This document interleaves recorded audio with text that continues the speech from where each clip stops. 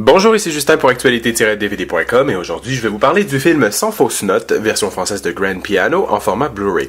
Réalisé par Eugenio Mira, le film est avec Elijah Wood, John Cusack, Carrie Bichet et Tamsin Edgerton. Distribué par VVS Film, le Blu-ray est disponible en magasin depuis le 2 septembre 2014. Un pianiste de renom abandonne sa carrière en raison de son trac paralysant. Il revient sur scène 5 ans plus tard, mais quand il s'apprête à jouer, il voit qu'une menace de mort est écrite sur sa partition. Il va devoir jouer le meilleur concert de sa vie pour sauver sa femme.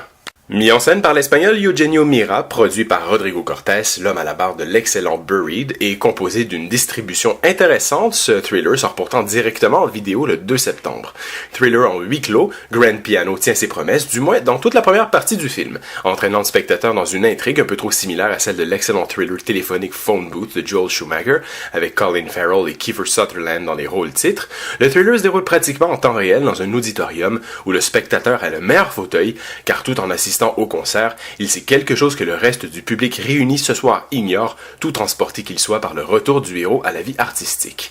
De cette place privilégiée, les événements sont d'autant plus chargés de suspense, même si les situations se présentent de façon si extrême, étonnante et impossible qu'elles sont à la limite de la crédibilité.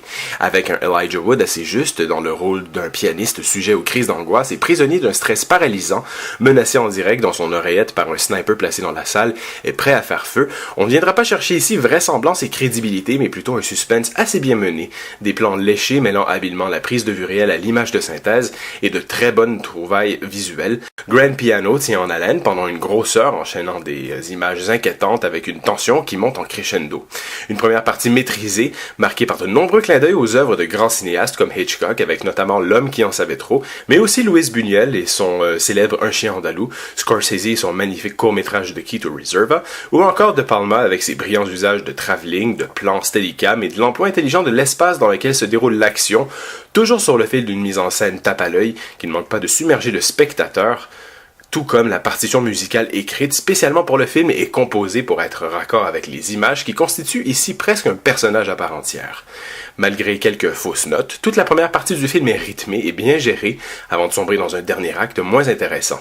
Dès que l'identité du maître chanteur et ses motivations sont révélées, Grand Piano enchaîne alors les maladresses et les banalités tant sur le plan narratif que visuel. La qualité audiovisuelle du Blu-ray reproduit très bien la palette de couleurs saturées et veloutées de la photographie du film qui s'agence parfaitement au ton des belles salles de concert. Pour la sono, on semble avoir apporté une attention toute particulière à la magnifique bande sonore classique. On peut également remarquer un très bon mixage sonore des sons ambiants et des dialogues qui sont ici toujours clairs et bien balancés. Du côté technique, des pistes en anglais et français Dolby 5.1 True HD sont accompagnées de sous-titres en anglais et en français.